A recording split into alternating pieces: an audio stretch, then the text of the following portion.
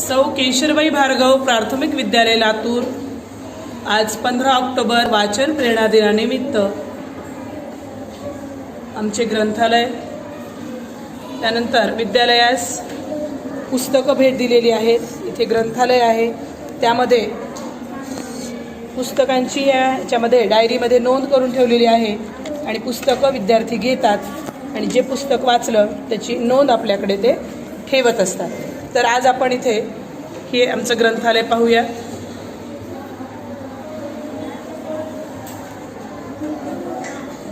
आणि या ग्रंथालयामध्ये विद्यार्थी पुस्तकं वाचन करत आहेत।